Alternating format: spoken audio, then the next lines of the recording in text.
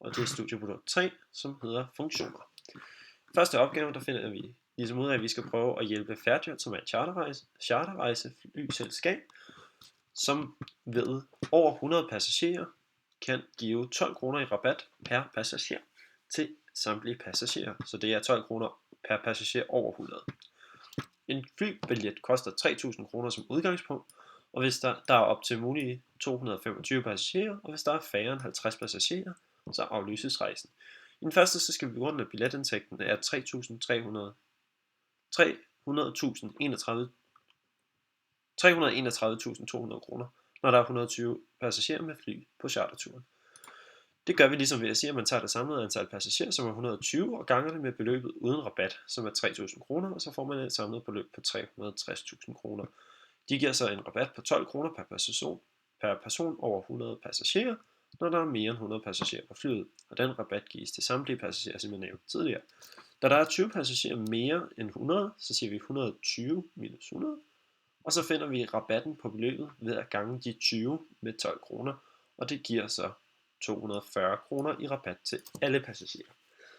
Derfor siger vi 120 passagerer og ganger det med 240 kroner, og det giver så 28.800 kroner i rabat i alt.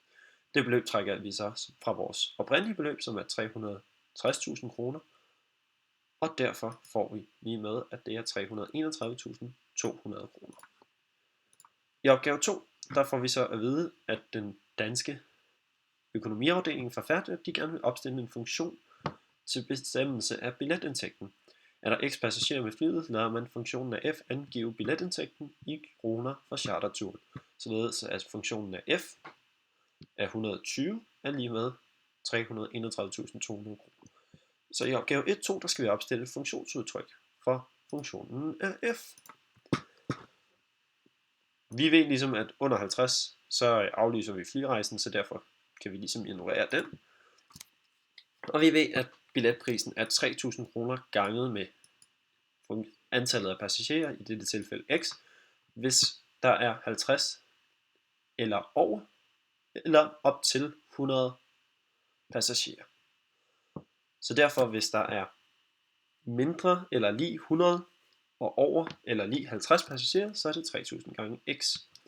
Hvis der dog er over 100 passagerer, og til og med 225 passagerer, så kan vi opstille et funktionsudtryk, der hedder den oprindelige billetpris, som er 3.000 kroner, minus 12 kroner i rabat til samtidig det antal passagerer, der er, minus med 100, fordi vi skal finde det antal passagerer, der er over, og hvor mange de ligesom giver rabat, hvilket er de 12 kroner, og så ganger vi det med det samlede antal af passagerer, ligesom vi gjorde i den tidligere opgave. Dermed får vi, at vi kan opstille et funktionsudtryk, der hedder 3.000 kroner minus 12 gange med x minus 100 gange med x. Det giver også mening, hvis man så sætter det ind i sin lommeregner og skriver parentes 3.000 minus 12 gange med parentes 120 minus 100 parentesen er slut, ganget med 120. Så får vi, at det giver lige med 331.200 kroner. Det kan man også gøre til et andengradspolynomium ved at ligesom gange parentesen ud, og dermed får man af minus 12x i anden plus 42.000, eller 4.200x. Næste opgave, der vil de gerne have, at vi hjælper den udenlandske økonomiafdeling, som går ud fra og har erfaring med, at der som regel er over 100 flypassagerer med på charterturen. Derfor siger de, at der er x passagerer ud over 100 med på charterturen, og man lader derfor g af x angive billetindtægten i kroner for charterturen, således at g af x, eller g af 20, er lige med 331.200 kroner. Vi skal igen opstille et funktionsudtryk for g af x. Det gør vi ved endnu en gang at sige, at vi har de 3.000 kroner, som er det oprindelige beløb, og det minuser vi så med 12 gange med x, i det her tilfælde 20, og ganger det så med det samlede antal passagerer, som er x, plus med 100. Hvis vi igen tager vores lommeregner frem, og laver et nyt regneudtryk, så kan vi så sige, at 3.000, for at tjekke det efter, minus 12 gange med 20, parentes slut, gange med parentes 20 plus 100, og så ser vi, at det endnu en gang giver 300.031.200 kroner. Det kan man også gøre til et andengradspolynomium og sige, at minus 12x i anden plus 1800x plus 300.000 er lige med g af x. Derefter så skal vi sammenligne og vurdere de to modellers anvendelighed. Man kan sige, at den første model, funktionen af x, f af x, giver et mere præcist billede, da den ligesom både tager højde for ingen passagerer, passagerer fra 50 til 100 og passagerer fra 100 til 225. Derfor dækker den både priser med rabat og uden rabat, hvilket funktionen g af x ikke gør. Den dækker kun for passagerer over 100 og dermed kun rabatpriserne. Den kan dog godt være nemmere, da der ikke er nogen intervalgrænser at tage højde for, udover den øvre, som selvfølgelig er på 225. Men min umiddelbare vurdering vil være, at man med fordel kunne bruge f af x, da den ligesom er mere præcis, og jeg går ud fra, at hvis man sidder i en økonomiafdeling, så kan man finde ud af at regne med dette. Til slut, der skal vi finde den maksimale indtægt, og hvor mange passagerer der skal til for at få den maksimale indtægt.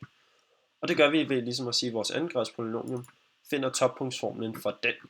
Så vi tager andengradspolynomiet, som var dette, som er minus 12x i anden plus 4200x.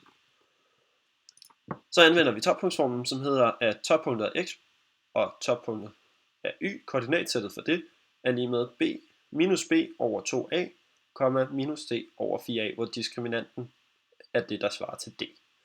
Diskriminanten finder man ved at sige b i anden minus 4a i c, og det gør vi så. Vi sætter diskriminanten ind i vores formel, og siger 42 i anden ganget minus, og da hele det her led bliver ganget med 0 til sidst, så siger vi 42 i anden, 4200 i anden. Det giver så 17.640.000. Derefter sætter vi det ind i vores toppunktsformel, som ligesom er heroppe, og siger minus 4200 over 2 gange med minus 12, minus 17.640.000 over 4 gange med 12. Og det giver så til sidst, at vores toppunkt for x og vores toppunkt for y er henholdsvis 175 og 367.500. Og da vores funktion af x ligesom er antallet af passagerer, vores funktion af y er vores beløb, så får vi, at det maksimale beløb, som Fairjet kan indtjene, det er 367.500 kroner, og det gør de ved 175 passagerer.